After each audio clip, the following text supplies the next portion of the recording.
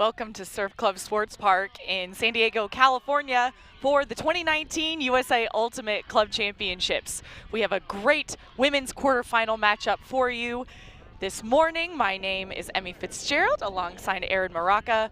Boston Brute Squad taking on Raleigh Phoenix. Boston had a familiar storyline, one out. Phoenix lost 2 yesterday, but had a big win in the pre-quarters to get here, Erin. Yeah, I didn't get to hear much about their matchup against Scandal, but we were kind of expecting to see this Scandal-Boston matchup. But it sounds like, Scandal had a bit of a rough finish yesterday. I know they lost their last round game, and Phoenix matches up well. They have a lot of big names on this team. Jenny Way, it sounds like, had a great game against Scandal and caught a lot of their scores. So maybe a pattern that we'll be looking for here in the Brute Squad game. Jenny Way playing through an injury, unusual injury, but still being able to work through the pain and still be like that effective is really impressive.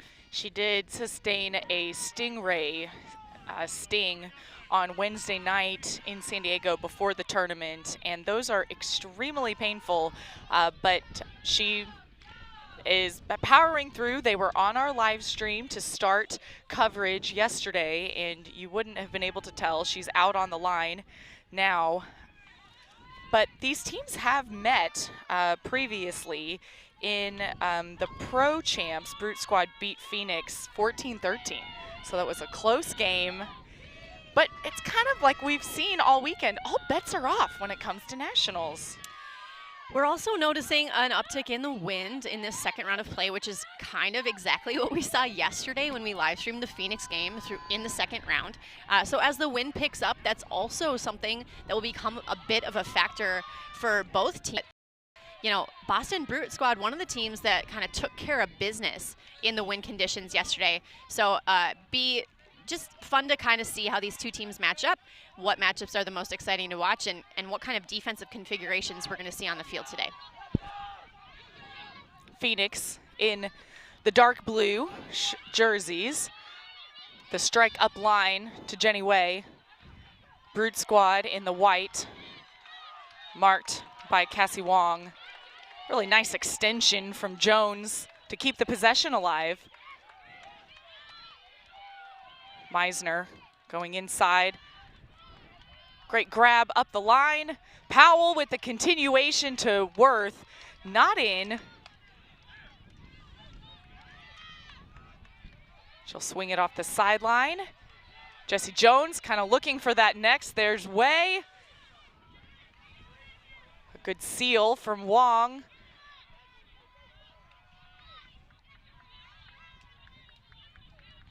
And slicing through, Worth catches it behind her. A lot of touches and a lot of patience, and tips off the hands of Way into the interception. Cassie Wong. Now Brute Squad with a chance to break to start. Claire Trope finding separation. What a layout for the score. Actually, it was not a score. Checked back in. Still a pretty sick layout.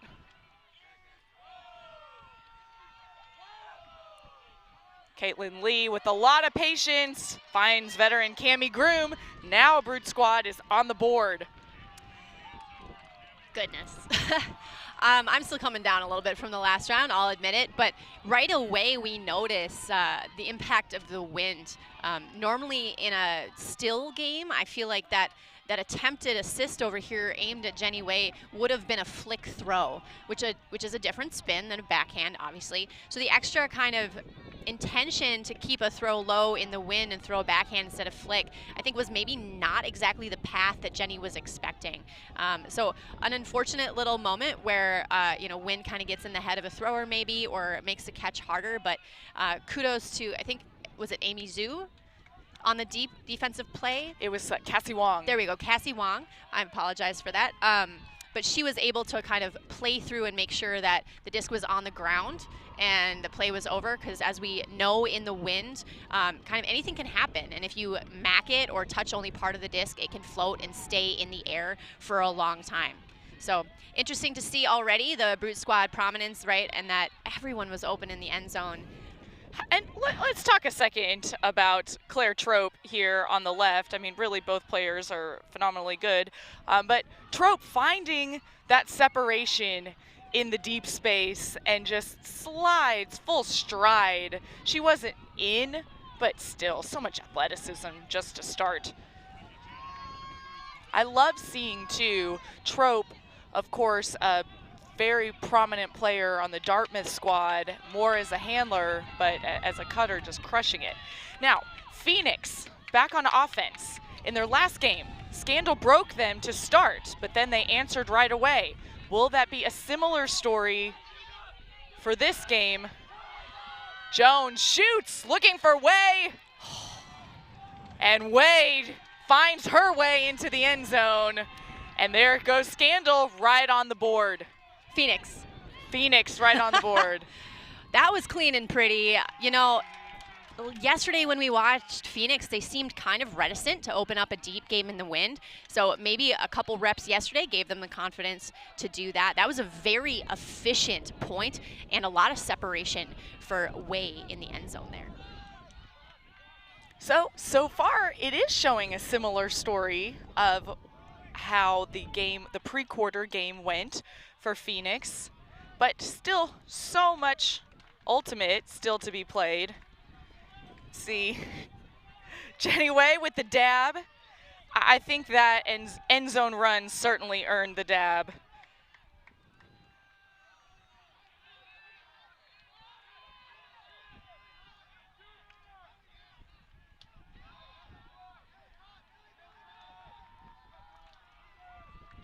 So Boston will now come out on offense. This is the first time this game we've seen their O-line. Phoenix ready to receive. Sue with the pull.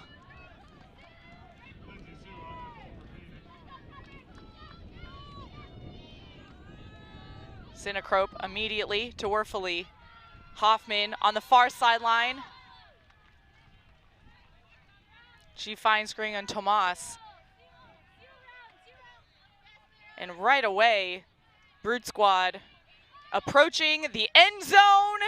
And talk about efficient offense. Claudia Tajima gets the goal for Brute.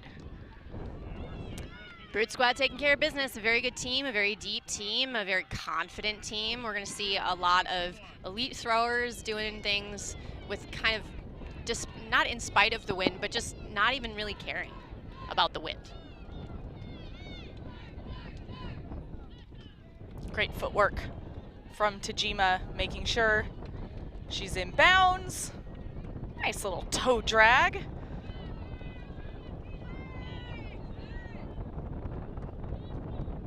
So Brute goes up 2-1. Start the game. Talking with the Brute coaching squad before, you know, for them, they definitely took care of business, like we mentioned yesterday. They won their pool 3-0, and they have had so many trips to the finals. They've had multiple national championships, 2 times, 5-time national finalists, but they still have to take every game one at a time. But they said, you know, we know our ceiling, and if we can play to what our ceiling is, then we will have success. But that can't get ahead of yourself as you're in this stage of the tournament. Tulsa Douglas with the pull. Pull lands about midfield, rolls out.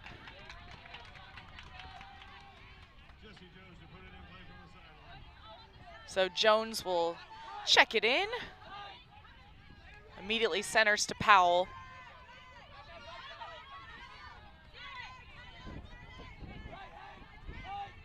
For Tabakis. Some tight reset defense. Forces the turn. Boston now in scoring position for another break. It is getting gustier out here.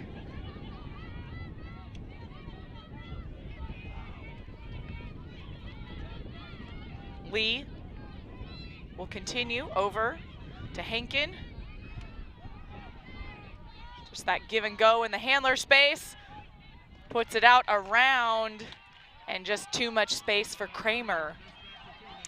You know, I think that throw is technically downwind right now, the wind coming over our back from the ocean. Hard to put those out to space with kind of the wind behind it. It looks like that's what pushed that throw kind of out of range. And again, wind a little inconsistent. We're getting a little bit of gusts sometimes, so hard as a thrower to adjust to that. Stuff's gonna happen in this game.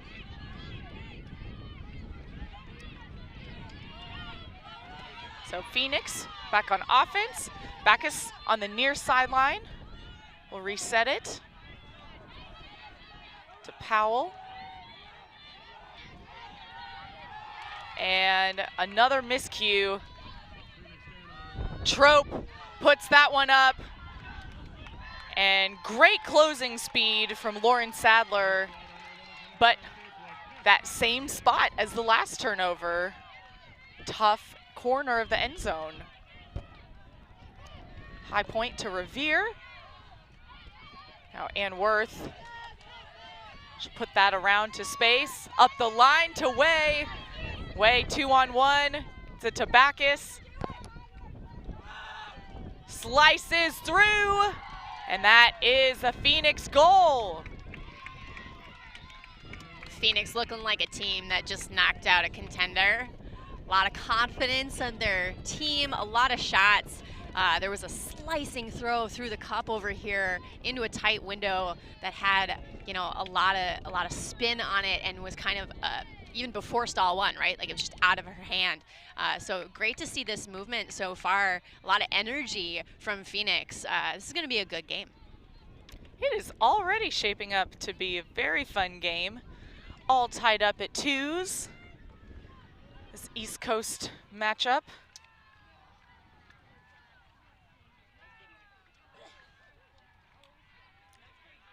Phoenix providing us with all kinds of super fun facts. We thank their team for it.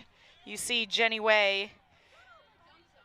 Jenny Way is knows the camera's there, and we asked, well, what are your fun facts? She said she is a fan of BTS, the K-pop group, and Okay. worldwide phenomenon, of course, who's not?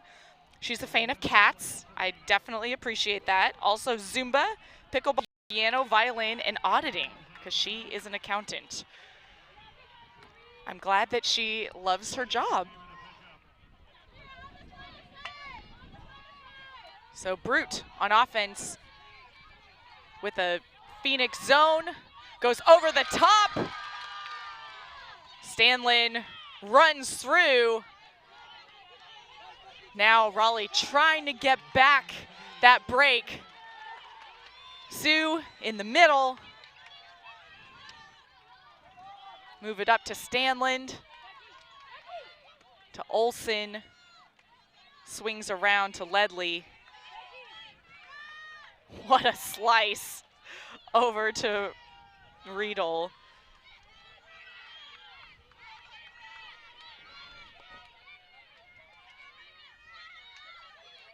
And just fell to the ground too quickly.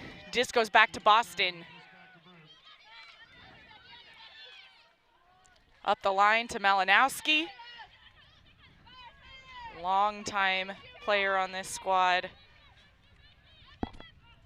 And the bobble, that throw from Amber Sinacrope was coming in hot. It was. There were also another offensive player and a defense player kind of passing through the space. We are, I think, anticipating a fair amount of physicality in this game. Both teams like doing that, and wind conditions usually make for more of that, right? Because the disc hangs in certain ways, or kind of continues play or kind of trajectory unexpectedly. So already some tight spaces here with a lot of contact, but so far acceptable levels from both teams. Ledley puts it up, and Raleigh registers the break. And Kristen Reed will catch it for Phoenix. So we're back on serve. Raleigh 3, Boston 2. Reed had a really good game yesterday when we covered it as well. Definitely looks like one of the favorite receivers for this team.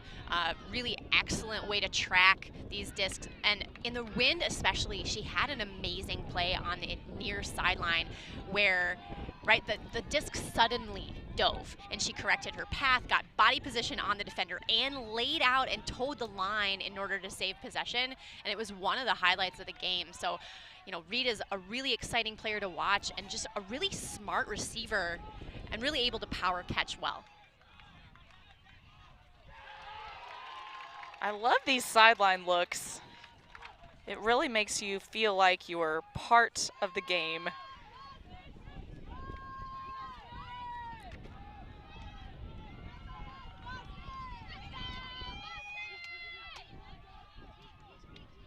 So Boston back on offense.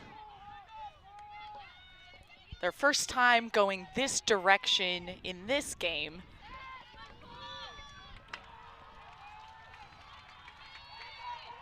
Picking up is Sinacrope. Over to Juliana Werfele.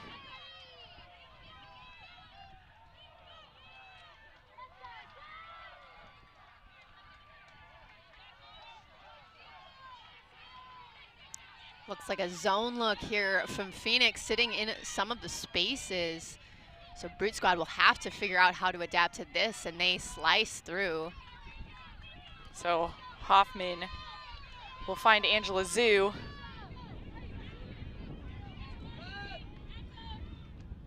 Resets to Sinacrope. Trope on the goal line. Back over to Sinacrope.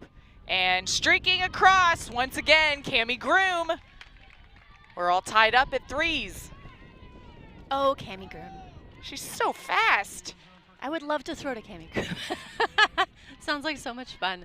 Oh, that was really good motion, right? Phoenix comes down in a zone look. It's kind of, you know, zone can serve a lot of purposes. Sometimes it is the strategic choice for wind. Sometimes it's more just about trying to make an offense think twice, right? Try to do something a little bit different and maybe get out of their comfort zone. But Brute Squad, not easily rattled, obviously. Perennial contender in this division, and, you know, made quick work of that first tier of the zone look, and then off to the races, scoring on that high side. Looks really nice.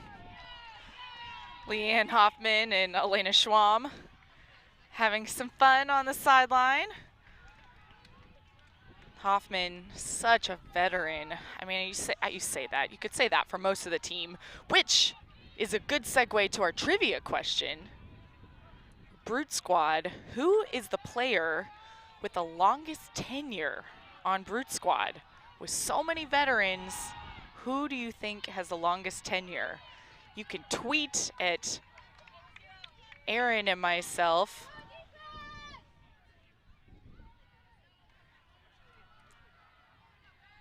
So let us know. Tulsa Douglas, who is, we can tell you she is not one of the longest tenure. Fairly young player out of D3 division. Had the pleasure of covering her a couple years ago, national, D3 nationals. Claire Revere, another talented player. Big line drive. Groom in the middle, reads that right away. Douglas gets that over to Zhu. Back to Douglas.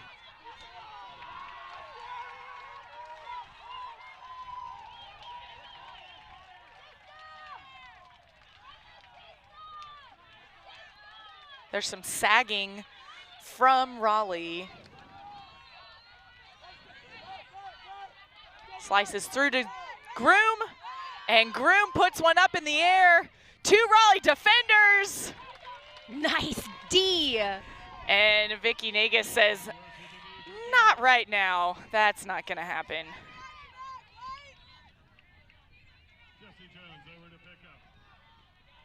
So Jones will pick up for Phoenix. Way underneath.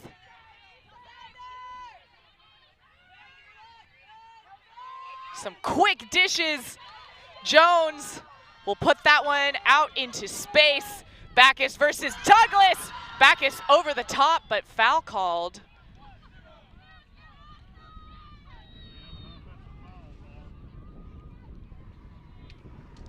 Douglas calling the offensive foul.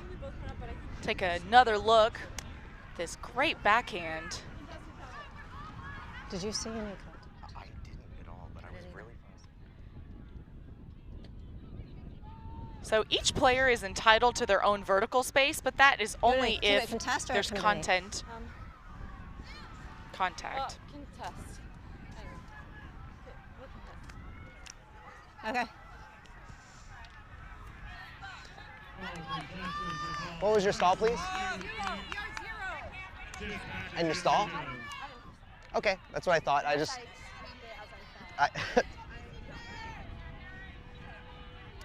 We're on one.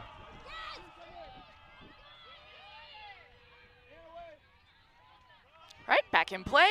Jones checks it in. Contested foul. She puts up another one in the air. That is headed towards the beer garden instead of the end zone over the fence. So it will go to where the disc went out.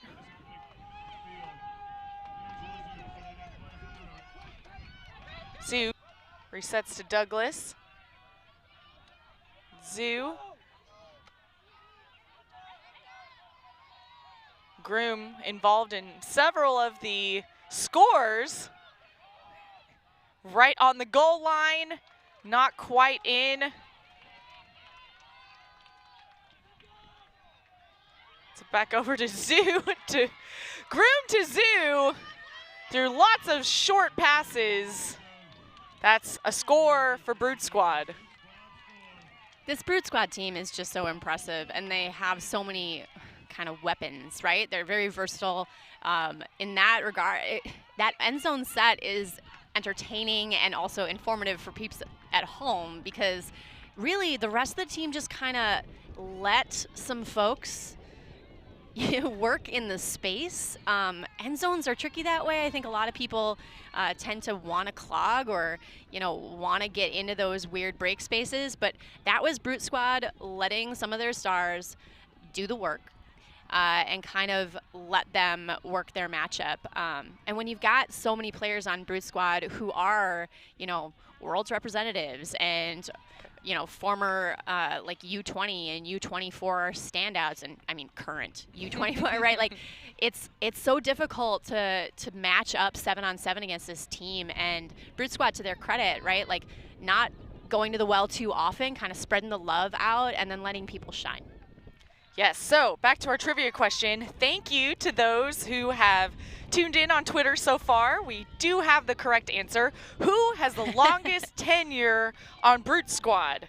I had 2 tweets that came in the quickest. They came in we had multiple ones, but 2 that came in right away. Who is it, Aaron? Amber Cinecro. It is. I did it. I remembered.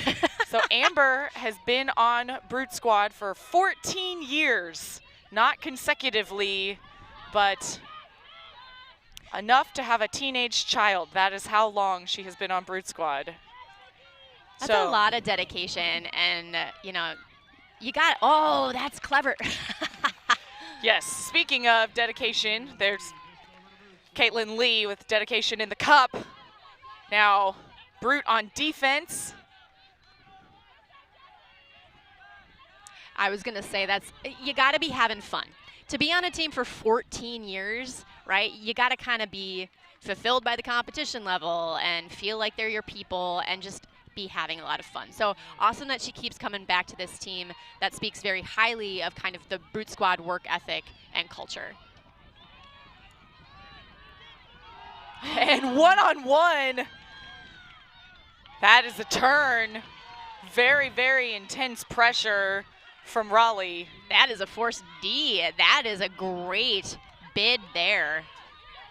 Good work from number 14, Stanlin. Sue will find Jones. And intercepted by Trope. but the next throw is incomplete. Just a couple of moments in there, I think, of, you know, are we telepathic? Right? Just a quick little hit on both sides there, a little bit too close maybe for the level of awareness. And that's another miscue, just a few inches off of a really impressive lefty throw in that space. So Trope running through coverage, calls a foul. Disc will stay there. Every window in this game is tight right now. Nothing is free. Really an exciting matchup so far. And causing a lot of havoc. All of this tight defense, making some cutters, you know, doubt whether they're open, making some throwers kind of hesitate on some of these release points. You know, just what a great defensive matchup so far for both of these teams. This is, I just got over the like high heart rate of that last round, and I'm not gonna get a break, am I? Nope, you're not. Welcome to Nationals in bracket play. This is when it gets real good. Sue with the composure in the backfield. Cutters are looking a little fatigued. Oh, and wow. Douglas lays through. Tulsa Douglas, wow, wow. Timeout called. Both teams were getting tired from a grind of a point. Yeah, they deserve this break. So we'll take a look at the story of this point to get us to this timeout. And the key word here is turnover. Turnover is one word, I hear.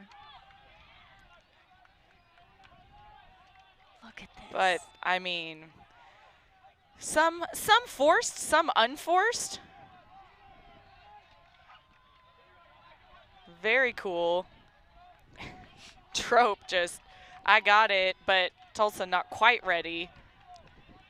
Yeah, I think, you know, I think Tulsa Douglas gets a lot of kind of press. She's a great player. She's a great person. She has a Minnesota connection at St. Olaf College, so I've gotten to interact with her. She's just really cool, a leader in the equity space and a whole bunch of things, but I think she has kind of a reputation as more of a thrower and a puller and kind of that offensive disciplined character. And that's the other thing I like about Nationals is sometimes you get to see some of these other facets of players, especially in pressure situations.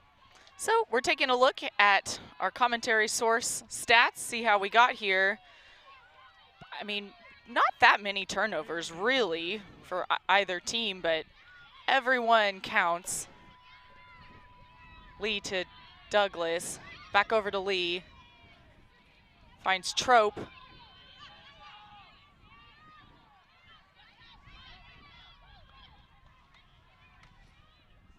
Lee back to Douglas. She's got to reach and get it, but she does. That's a score and a break. And bookends. And bookends, yeah. The trifecta.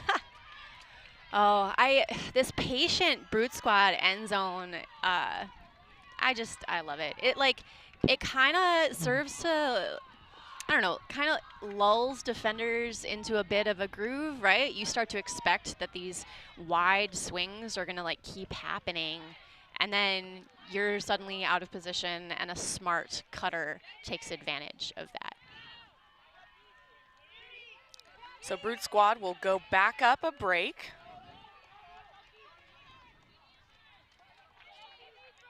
Currently up by 2.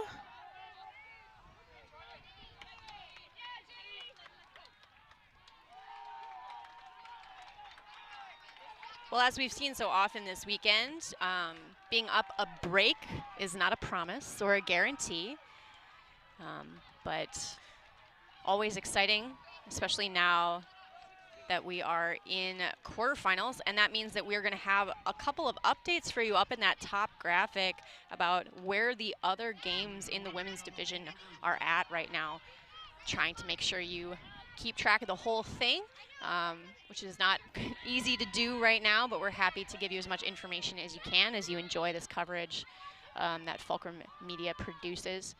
We love being part of this team. Powell finds Way.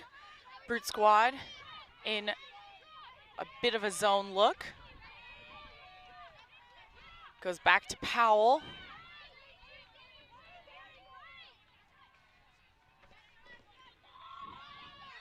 Strike up the line is successful. This looks a little poachy. I'm not sure what the pattern is yet, but Cami Groom in spaces. And it seems like that's what the zone was trying to force. So another break chance for Brute. Right, straight to the break side. That's another goal. Give it to Lauren Sadler. I love the little reset between Zhu and Werfele because it puts that break threat into contention, right?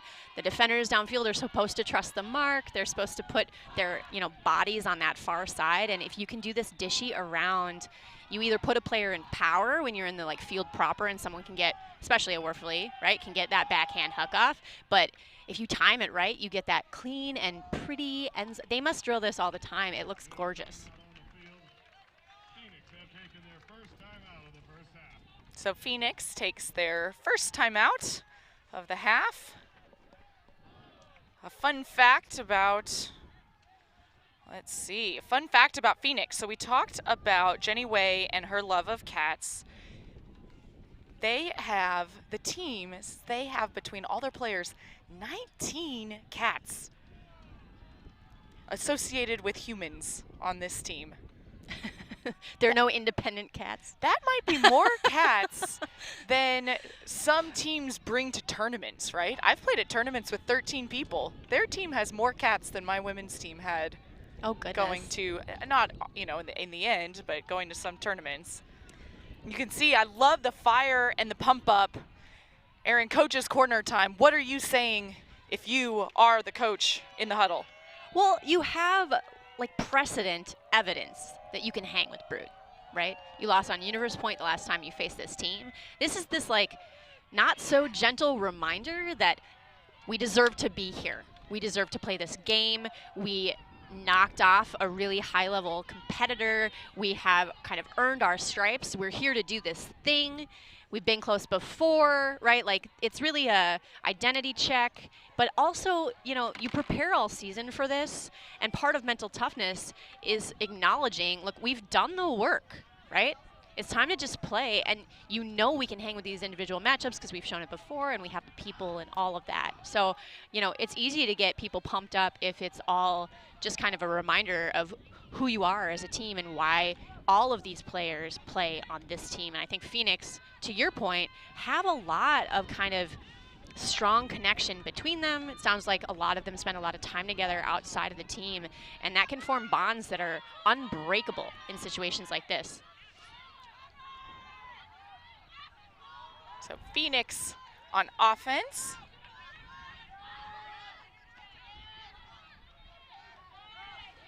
Finds Sue. She'll keep that going.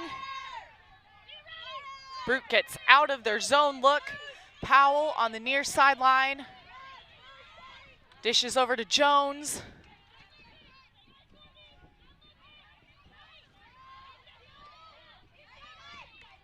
Way with the disc, is hoping to go break, goes inside to keep with the break side of the field.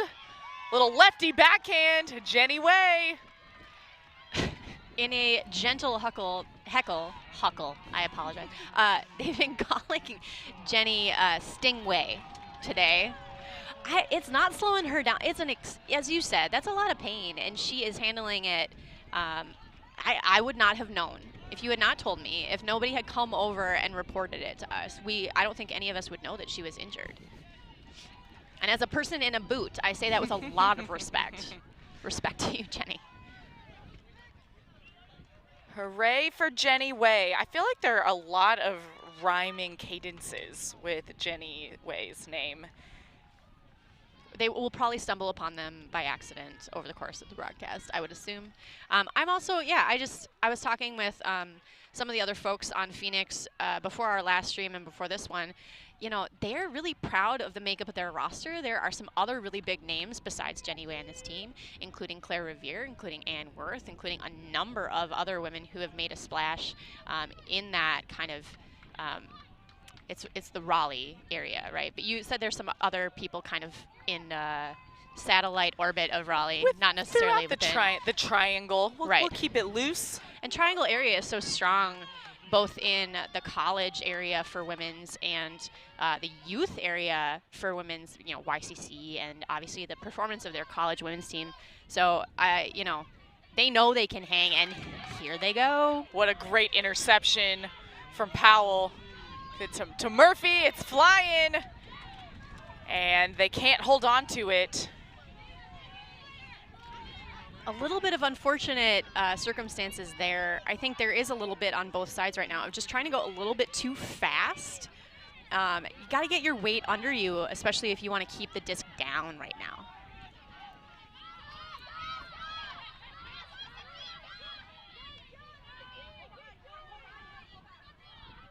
Some low throws. It's time to Malinowski. She'll continue it over to the far sideline. Centers back to Sinacrope. Malinowski finds space. A lot of space. Looks like a miscommunication on a switch, maybe. Sinacrope on the far sideline hoping to center it. We saw impending foot block, but she gets that one off. And continues. It's in the air. Tajima brings it down. Score one for Brute. That's that same little motion. That's that little around dish to the break backhand, well timed, well executed. You know, if I'm Phoenix, I want to make sure that my defenders know about that, and I might actually like tactically switch to a different force closer to the end zone, or you know, those are all kind of breaks on a flick force right now. It might be interesting. I'm a fan of the fail fast technique, right? So it might be worthwhile to try something else. Just a couple times here to see if maybe a force flick makes it harder to get that around break off. But otherwise, it's really dangerous because if you let Brute within about 25 yards of the end zone, looks like they're going to score every single time on that move. Or, I mean, one of like 4 other really great And that's the things. thing, when the around break has been covered, we've seen some very controlled inside forehands as well. But I think you brought up a good point earlier, Aaron, about patience on offense. Because there have been some miscues for Phoenix where they are able to get the D, they have a really amazing moment, but they're rushed. I mean, rightly so. They want to score as efficiently as possible, but maybe take a little bit of a breath. Center yourself before passing it along. Yeah, I agree with that assessment. I think it's also one of these traps of kind of fast break style ultimate, right? You want to get going while the other team is out of position, and sometimes your downfield receivers are like not ready for you to make that move. And I think some of the miscues on both sides have been in those fast break transition situations. So if they kind of figure out their flow, or maybe remind everybody that we want a fast break when we get it, we should maybe see a little bit cleaner of an interchange in those moments. So speaking of fast, Phoenix moving it pretty quickly down the field. They're in the red zone, attacking the break side. Revere and Powell in the handler space. That's a great matchup there. Just right on the goal line. Extremely tight spaces. Jones goes back into the mix. Not in, caught on the line. And another lefty backhand. That's a goal for Raleigh. Raleigh taking a page out of the patient offense playbook there. Had an opportunity to maybe force a, right, like that wide swing. Maybe she could have kind of milked it and gotten in, but instead just focusing on possession and knowing that there would be another look down the line. And that again, a number of players know that sometimes less is more in that stack, making space as best they can for that one isolated cutter. So I'm kind of fangirling on these end zone sets right now, and I, sorry, I am a nerd about that. Red zone patience is the unsung hero of our sport, for sure. Ashley Powell, one of the captains of the team. She played on U24 mixed. She played on the Warhawks in the YCC division. They were very, very strong. Send us your tweets. Love seeing the tweets so far. If you have questions or comments or another fun fact you think that the viewing public would be interested in knowing. Yeah, also just a note, I know, you know, it's day 2 and hot weather, and Emmy are up on the scaffolding, and sometimes we get people's names wrong, or sometimes we're not quite on it with the pronunciation.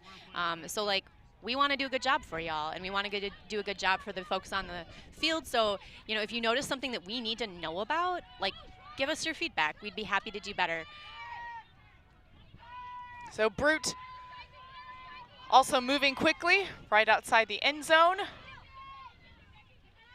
Raleigh really trying to seal that break side. They just continue to attack it. Schwam with the cut, looked like some blown coverage there, and Brute Squad will take half, 8-5. Sorry, I'm giggling a little bit. So we're going to see here, Cinekrop would like to throw this backhand. 1 try, 2 try, and then she throws it anyway. They knew she wanted that around break. They brought in a secondary player to sink the space. They shifted the mark all the way around, and she threw a perfect one anyway. And sometimes they say, too, in different drills, when you're trying to move your mark, it isn't necessarily moving from forehand to backhand to forehand to backhand. It's attacking that same side, and it forces the defender to react a little bit, and then that gives you enough space. Anyway, I'm going to run down, try and catch a halftime interview. Be right back. Thank you, Emmy. I will make sure people understand kind of where we're at while we find someone on Brute Squad to talk to. As a reminder, right, we are into quarterfinals kind of across the board. And this is when things get exciting for all kinds of teams and upsets happen. You know, an interesting matchup here between 2 teams that feel pretty evenly matched in a lot of matchups, but Brute Squad definitely with the edge in experience and depth, I think. So we'll continue to watch this matchup unfold. A lot of kind of variables in play. The wind is still pretty steady coming in from the ocean behind me, and that means that really anything can happen, and teams that take halftime opportunities to mentally reset or think about tactical adjustments can usually come out of a halftime and put together a run of some kind here. So I'm expecting Raleigh to be able to do that. They have shown that they know how to win and know how to make a move when it counts. I mean, it's not going to be easy. These Brute Squad players with a lot of worlds level experience, a lot of individual players with national team experience. You know, I can't say enough about the level of competition here. It's my first nationals, and I've just been blown away already by the high level of play across the board.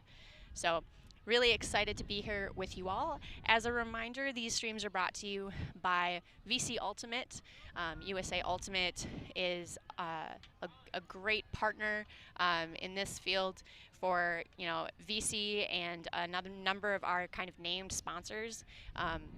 As a media crew of Fulcrum Media, I am really pleased and proud of our camera ops crew and our, you know, support crew in the van. And they're going to showcase this interview for you right here now with Emmy. Here with Lauren Sadler from Brute Squad. Lauren, you had a great first half. How were you all able to build on your momentum in this first half of play? I think a lot of it is, you know, getting our feet under us, having some of our teammates make some big plays, and just really getting fired up, being big on the sidelines and like doing our jobs. Yeah, so we saw a couple different defensive looks from you all. How do you think kind of showing that variety helps to your advantage? I think just kind of making the offense see something different. When they don't know what to expect, it's kind of hard to know where the open looks are going to be. So just, throw spaghetti at the wall and see what sticks. Just got to use a lot of pasta. So going into the second half, I know you've been working really hard. You're running all over the place. What is the key to keep this momentum going for the rest of the game? I think just keeping our energy high and being consistent in what we do, and having some fun out there. So what is your favorite part about being on Brute Squad? Ooh, that's a hard question. I think a lot of it is that it's a super competitive group of people, but also we have a lot of fun and are pretty goofy. Great. Well, good luck in the second half. Thanks so much. Sure. That's Lauren Sadler with Brood Squad. They currently lead Phoenix 8-5. Aaron, back to you in the booth. Thanks, Emmy. Love hearing from a defensive player about the kind of number of looks thrown to try to throw off an offense and make them pick not their favorite thing on every potential offensive point. Also good confirmation there that a lot of these players who are on Brute Squad really love and value the high level of competition, but they wouldn't stay for 14 years if it wasn't also fun. So that's good to hear. We're gonna go ahead and hydrate because it's hot out here, and Emmy and I also need to make sure that we survive the rest of the day. So go ahead and take a break. Here's a sneak peek on the other games that are coming up for us, but we'll be back in a few minutes when these teams are ready for the second half.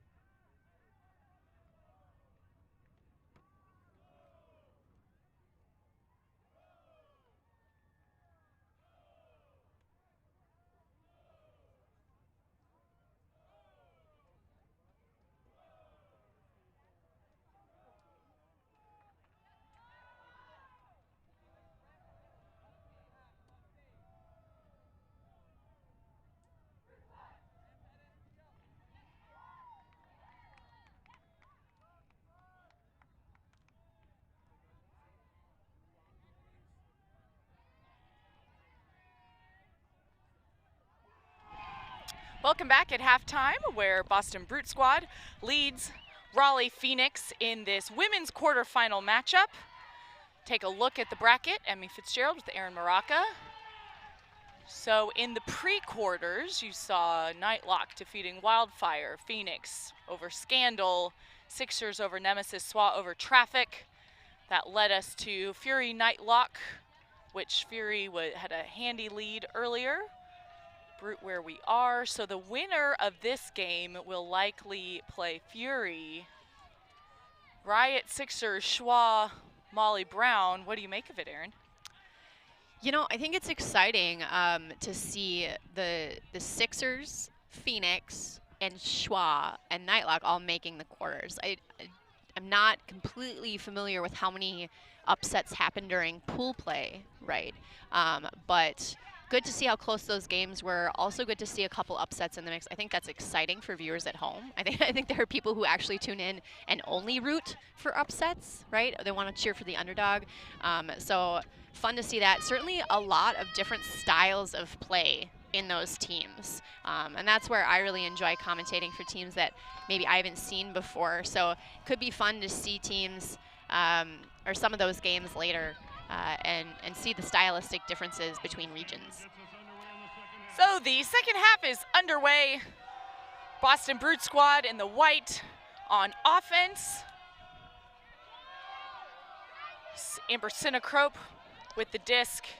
Gets that over to Werfely. Raleigh really pushing Boston over to that far sideline. Cinecrope and Werfely, one after the other, give and go. Nice. Yeah, as we discussed, right, Raleigh able to take halftime to make a tactical adjustment, maybe. And that is a goal.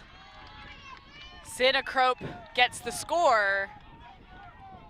And you saw with every pass, even when it was between Werfely and Cinecrope every other, they were trying so hard to get it back into the middle of the field. And once they did, it was pretty much all over. Yeah, they have put Lindsay Sue on the mark in this zone. Tall, kind of lanky human. I think I'd like to see her take a step back on the mark, because then she's going to be even scarier in some of those angles. But yeah, as soon as that dump went off to Werfely, even though it was low, it got through, right? And it made the cup have to adjust. And as soon as that cup adjusted, Werfely was able to slice it all the way through and then off to the races against the zone, which is what you got to do, right? You gotta take advantage of what they give you. So Brute will widen their lead to 4 goals. Start the second half. They came in the 5 seed to the tournament, despite being a national finalist last year. You know, I think we continue to say it, right? In-season rankings can be very difficult. Some of the regional results kind of impact that ranking if it's a head-to-head, and Brute Squad didn't take the 1 seed at their region, and I think that impacted the overall rank. And definitely when you see Brute Squad in your pool play as a low seed, right, that 4-5 matchup in particular is quite dangerous in that D pool scenario. It can't be fun to know that that's who you're going to face. So Jones inside of half field. Gets that over to Irwin, back over to Jones.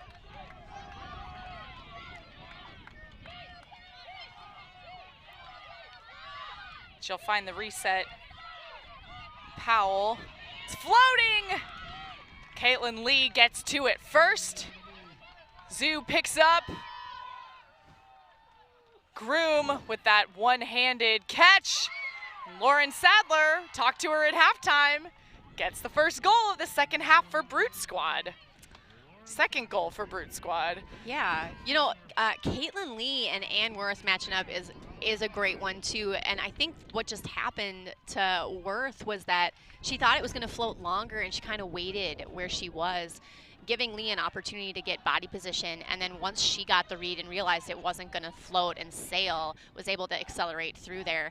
I also really value that Caitlin Lee kept running, right, at full speed. She drew some defenders on this side of the field, and that opened up that huge cross-field gainer to make a really easy score. Although that catch on that zippy through is no joke either. That came in hot.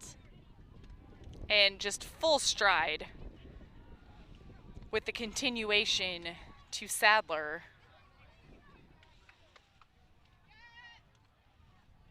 A lot of different ways for Brute here to be effective, but getting a lot of people involved, right? That's always a good sign for a team that is, you know, in their groove. Is I kind of noticed two things. One is that you feel like there are 40 people rotating through and on the field, right? You feel like everyone's getting equal playing time. That's a great sign that your team is in their groove. The second sign is that you feel like the field is huge and that there's space everywhere. And that's a good sign that people are, you know, to Schwamm's point, doing their job, playing their role, clearing space for people, and I think Brute's doing a really good job of showing us what that looks like right now. Sue, middle of the field. They gain yards quickly. Continues to Murphy. Back over to Sue, but a pick's called.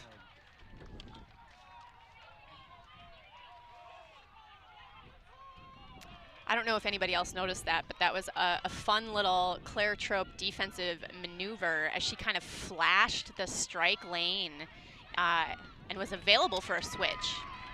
So instead, Phoenix will attack the break side, and they are able to punch it in to get their 6th point so far of the game. Brute still with the 4-goal lead. And we've seen a lot of strike cuts from this Raleigh side. So what does that really say then, that they were able to make an adjustment and still get the goal, but from another spot? Right, well, we talked about this before, right?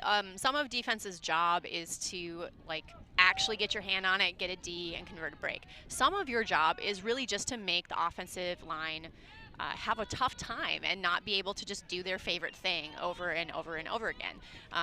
Part of it, you know, is that the mentality. You never want an O-line to feel like they're on automatic. You want them to actually have to be in their conscious brain making decisions constantly, because it gets them out of that flow. So, you know, good on Brute Squad for noticing that the strikes were maybe the favorite thing of that Phoenix offense, and, you know, a good way to prevent it from happening.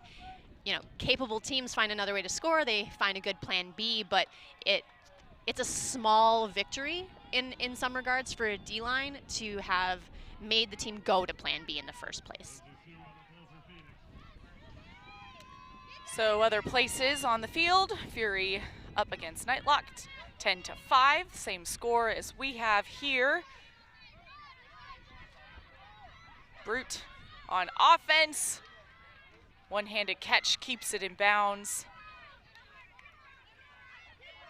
Centers Dwarfully. Love that Sue Hoffman matchup. Tajima really looking for the backhand. She'll reset it.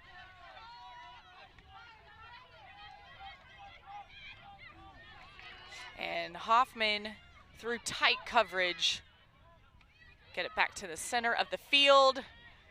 That really nice inside flick.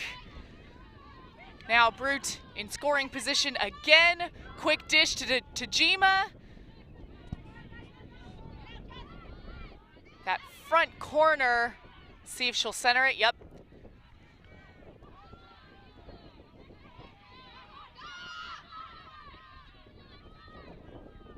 Sinacrope and Tajima back and forth. And a timeout is called.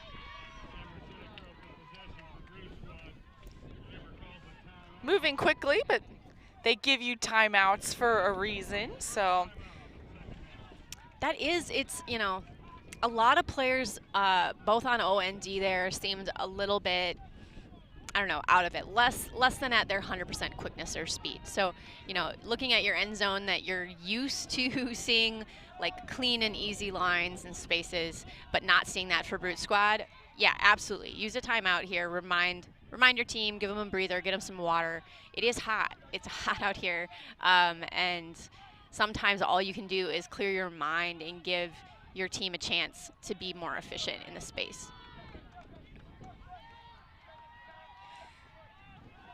So the score 10-6.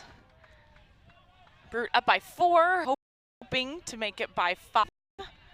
I'm curious to see if they'll run a set play or something to just basically initiate their very effective end zone offense. I wouldn't be surprised at all if Synchrope turns around, dishes it to Tajima, and they throw a backhand over here. That would certainly be, but it doesn't matter. First pass to Hoffman, not in. Next, back to Synchrope. Hoffman with that wheel handler reset. Phoenix not in person D right now, still sinking in lanes.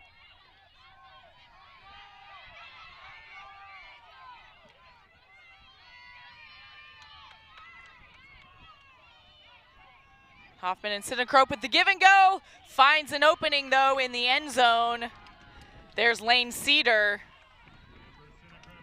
And that's a goal for Boston. All right, this is a throwing clinic in addition to a well-timed cut, but Synchrope here, as she caught her disc, she used her footwork and her step out to seal off the mark and gave herself a clean break lane. And it's muscle memory for her, obviously, but that would be a really good example for a young handler looking to figure out how to kind of use the advantage of that quick turnaround time and kind of grip change pivot and whatnot.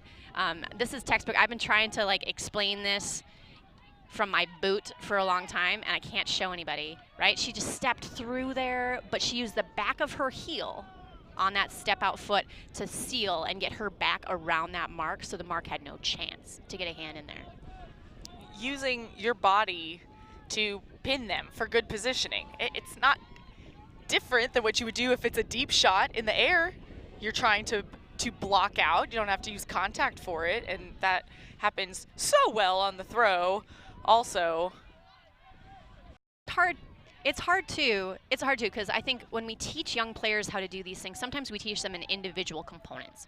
And what Synchrope is doing here is like 4 things at the same time, right? She caught it in motion, she planted and turned with power, she sealed off and threw all in the like 0.4 seconds that she had the disc. Phoenix on offense. Jones to Powell. Powell in the power position. Goes up the line to Revere. It's floating. Sadler will eat that one up. Dishes it to Lee. Over to Douglas. And just got to the ground too quickly. Another shot for Raleigh. Yeah, tough break there. Tulsa's throw is technically upwind-ish, so the wind definitely playing a factor in the height of that disc there. Jones will gains lots of space to Worth.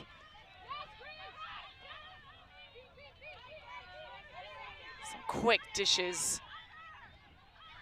Stanland, far sideline. One-handed catch by Powell.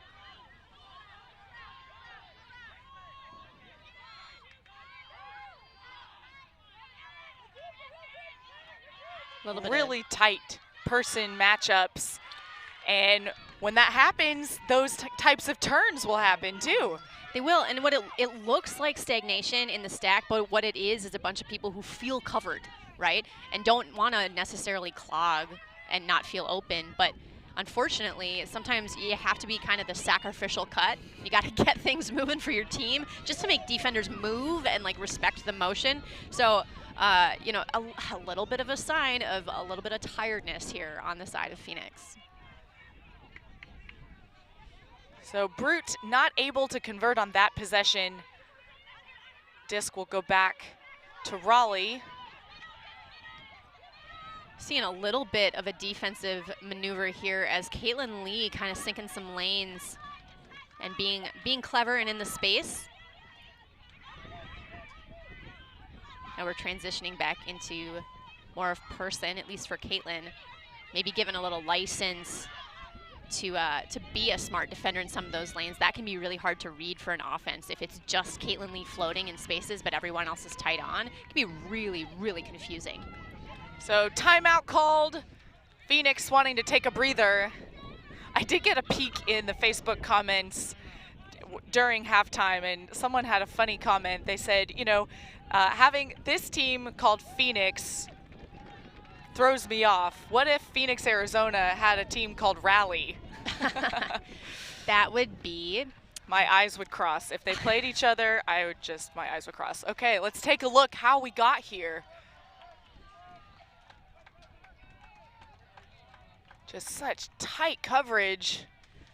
A couple of throws impacted by the wind for sure, pushing a couple of these things down, diving into the ground.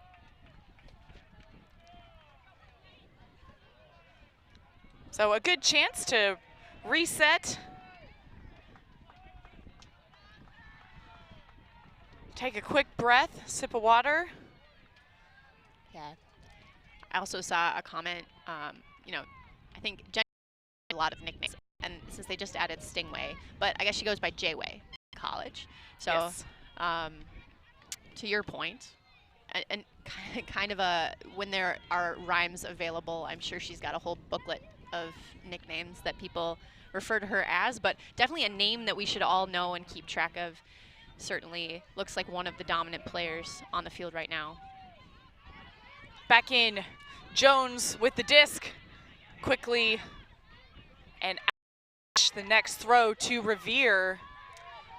Douglas will pick it up for Boston. I appreciate that bid by Claire Revere so much. That is technically the downwind side. It's coming in hot with wind behind it, but she also knows that anything can happen in the wind. And just by launching, she gives herself a better shot at it, even though it may have looked to a casual viewer that was going to. She's to Lee.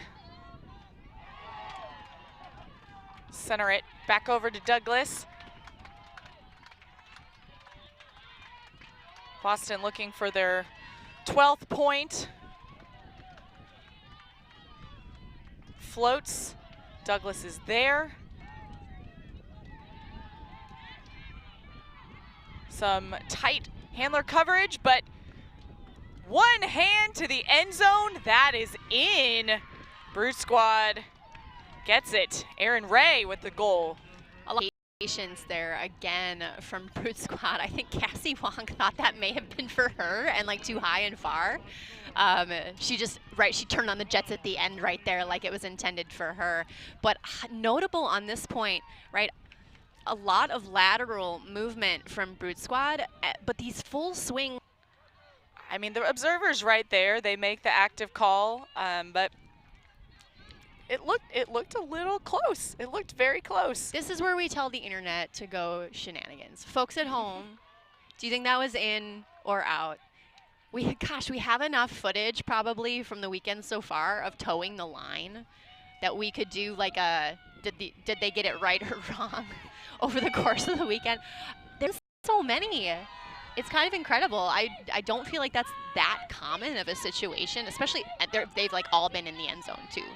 It's really interesting. I wonder if some of it is because the defensive matchups have just been so tight.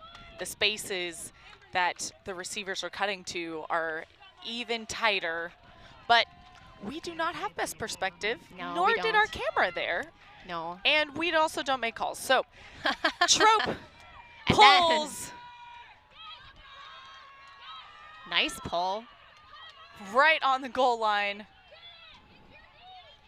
Oh, Brute Squad showing a little bit of a zone here. Trying to make things difficult for the Phoenix O-line. Or maybe to eat up clock. Also a valid tactical move.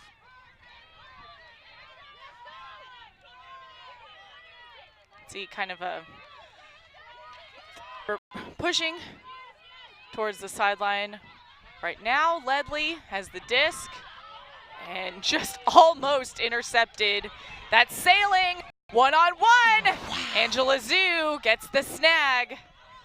Foul but being foul called. called. Got a couple snag alerts here.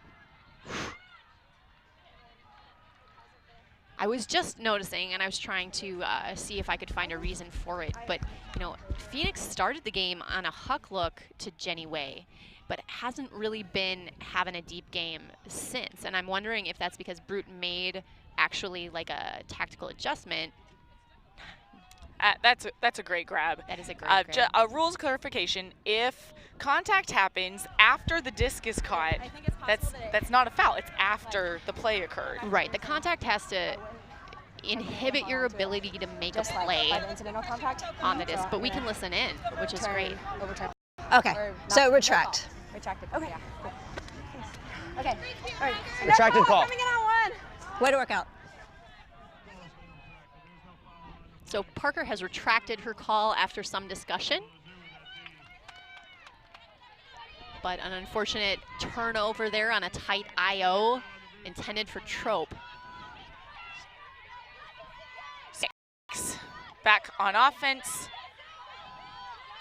Being forced to the, looks like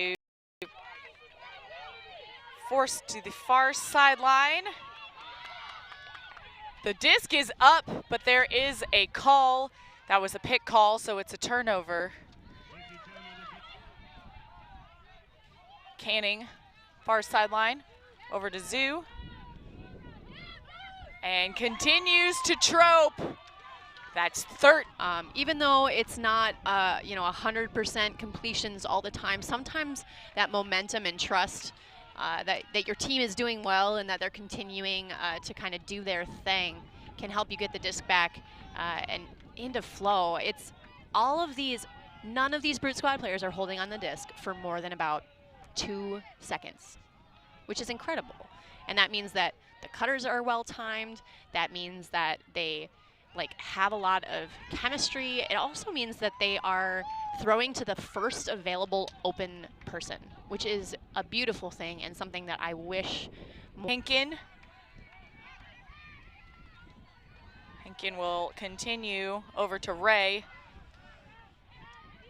Centers back to Lee.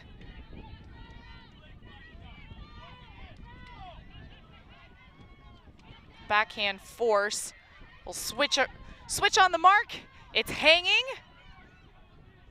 And the block is registered for Raleigh. Can't say who I would give the block to, but that was a team D right there.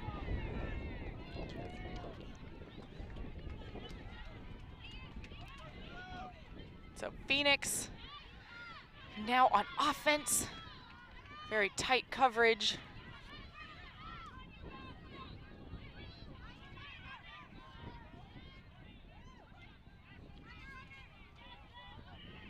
Working up the line. And Okay. Schwam goes up. 22 on 22. There was a block and then some contact. That collision, certainly not intended. Vicky Negus on the ground now. Let's see that again. Just momentum towards the end of those runs. Sometimes it can be so hard to stop. And this field, we've had traction issues as well. So making sharp turns in long cleats has been hard all weekend so far. We hope she's okay over there.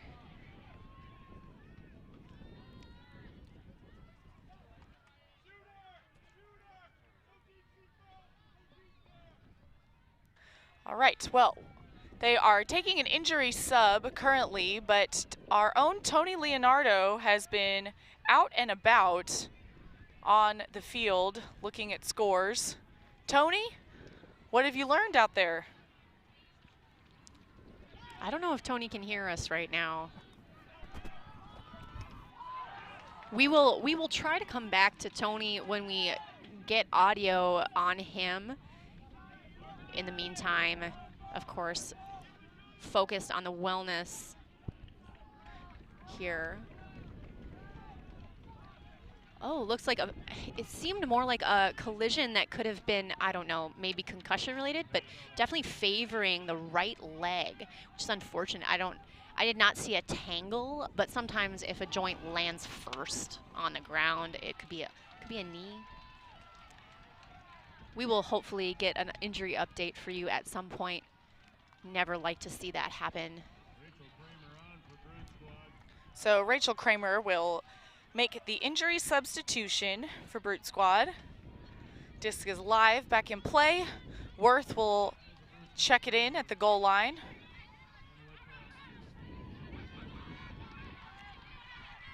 And really tight coverage, one-on-one.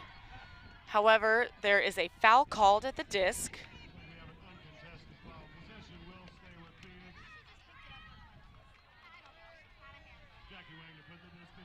So Wang will check it in for Raleigh. The line to Powell. And Powell shoots it. Revere. And Caitlin Lee makes the last second bid, but I think it was too long for both of them. Boston gets the disc. It certainly was long, but it was a gorgeous throw, and sometimes in the wind you have to kind of put more Z's on it, showcasing the speed of Claire Revere, but the closing speed of Caitlin Lee in that situation. So another long throw, this one from Boston. Now they're back at midfield. Schwam up the line.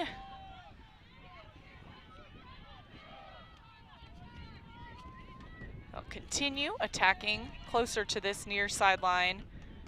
One-handed grab with the continuation. It's now game point for Brute Squad. That was Rachel Kramer with the goal. Well, certainly not the kind of tight matchup we were hoping for. Phoenix has a little bit of time left in this round to try to kind of stay alive. If they put together a couple of break looks, they could, close the margin, but we're not really in a position to expect a Phoenix comeback at this point. There's just not enough time.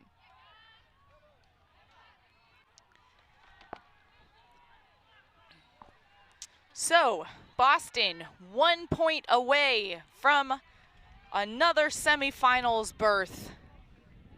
Such a strong, strong program out of the Northeast. And you see strong players here that go on to play on other teams as well. It has a real cascading effect, the program that they've built here.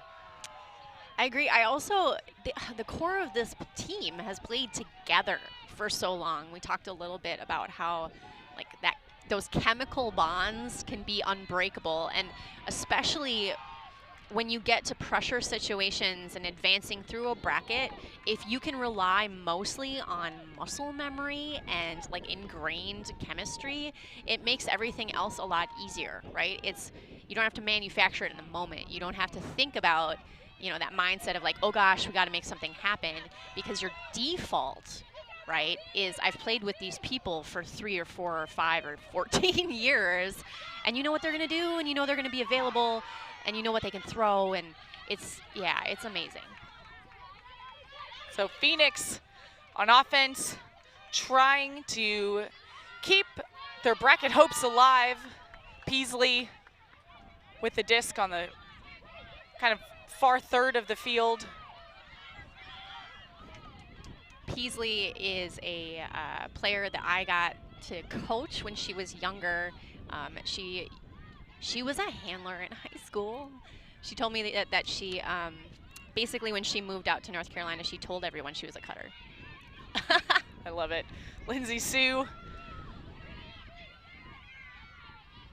It's that nice around back to center.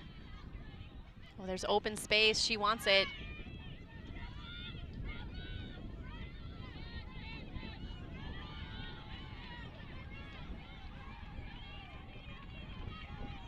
Just on the goal line. There's just not a lot of space right here. Sue is every other, just commanding this red zone offense with Cammie Groom as her matchup, and through the coverage, that is a score for Raleigh. with no other room to spare. I think that's Lyra Olson with that catch. And that, you know, I need to catch this as close to where it was thrown as possible. I mean, make every effort, put in 110% to catch this. I did ask, too, this mask that Olsen is wearing is related to a prior jaw injury. So it is to protect her jaw from any impact on the ground. So Phoenix staying alive. Down by 7, but still it's just some really incredible catches in pressure. It's Olsen. You see Olsen and Backus there. Lyra Olsen is in a combined MD PhD program at Duke.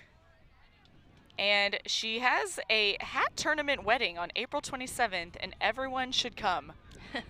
Those are super, super fun. Was that layout one year, and there was a wedding that happened on Sunday. I think it was Sunday of layout. Interesting. So, game point for Boston.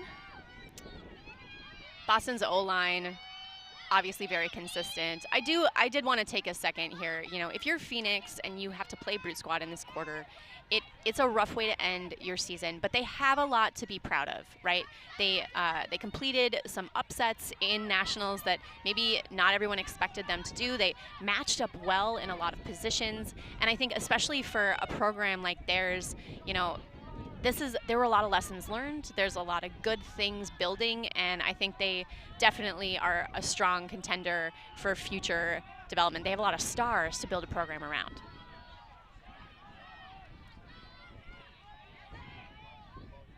Tajima with the disc inside of half field.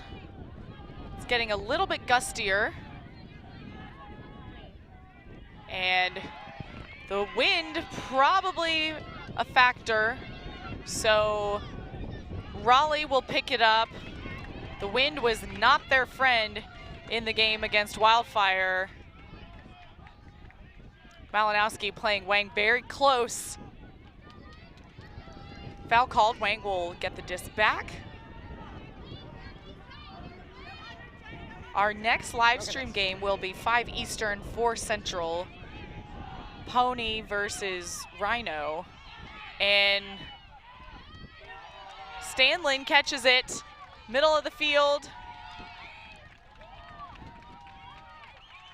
Phoenix with a lot of fight.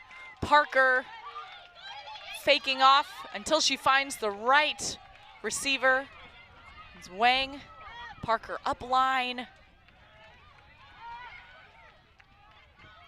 And another lefty backhand. That's another goal for Raleigh. And they'll get a break to keep the hopes alive. Yeah, you know, I guess we're coming up on 20 minutes, so the soft cap is going to go on in the next 30 seconds or so, which will probably be this point. So either Brute wins this point or soft cap is on and it doesn't affect because game is to 15 anyway. But we do technically have a little bit of time here where, you know, if they can do it efficiently like that, they could close this gap. I think the last round game where Dragon Thrust beat Slow White is a good lesson that, you know, never say die, never give up. And certainly you would rather put your all in and play 100% each point you're out there, kind of until the horn blows and the game is called. So, and you definitely called it. The horn just went off. I didn't call it. I was watching the clock. You were observant. You know, clock management is a part of our game. And in observed games in particular, it's really interesting because the observers are timing you on all of these interchanges. So there aren't quite as many opportunities for you to try to impact the pace of the game. But I am surprised kind of how many teams try to kind of maximize the time between points when, like, sometimes it's not to your benefit to do that. It would be to your benefit to call the next 7, get them out there and signal readiness as quickly as you possibly can. So I'm always interested in seeing those little things because I think it's part, certainly, of kind of the coaching life. You got to think about the clock. You got to think how much time you have left, how many points you can get in, all that kind of stuff. And I haven't seen a lot of teams intentionally using that this game, really. Or sorry, not this game, just this weekend so far. Haven't seen a lot of that. So immediately, Sinacrope goes deep. Malinowski puts it up and turns around. That was probably not the look that she was hoping for, but it gives good field position.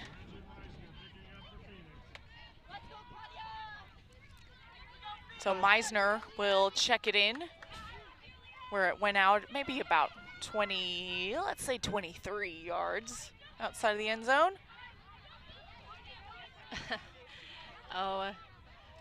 Thank you, Jolie, on Twitter. I guess Lyra's wedding was earlier this year, and as maybe happens in the Ultimate world, Lyra's wedding was covered by Ulti photos. Oh! So Jolie also posted on my feed some pictures of the event. That's cute, Jolie, thank you. Amazing. Well, I hope that everyone bought the photos of themselves and others. What a snag. High point alert.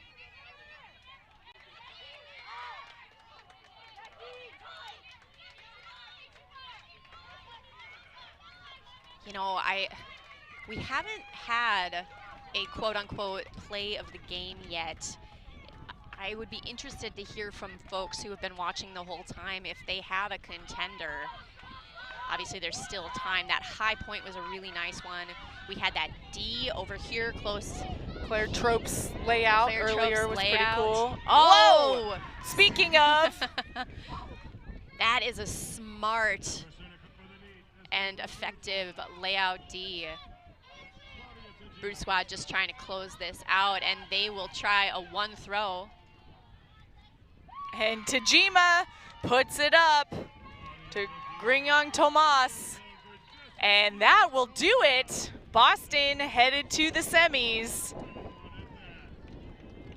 Kind of as expected, right? Hard to beat some of these top seeds in the women's division, but you know, a lot of fight and a lot of grit from Phoenix here. And like I said, a lot to be proud of, right? There are a lot of moments over the course of this weekend that I think that they really learned more about who they were and prove it to themselves, certainly, that a lot of these matchups that you know, especially against a team like Brute, to feel like you got layout Ds on some of these star names and were able to produce your own star names is something that you can hang your hat on. And you know, quarters can be heartbreaking to fall out right here, but it's still extremely impressive, as you've said. So Brute Squad will face Fury in the semis after putting on a textbook clinical performance in this game against Phoenix. Phoenix showing a lot of grit and athleticism as well. They will continue on for placement and pro flight games. The 2019 USA Ultimate National Championships are presented by VC Ultimate, providing Ultimate's best custom team uniforms and apparel since 1998. Visit VC on the web at vcultimate.com. For Aaron Maraca, I'm Emmy Fitzgerald. This live stream was produced for Fulcrum Media for USA Ultimate. Thanks. We'll be back for more action.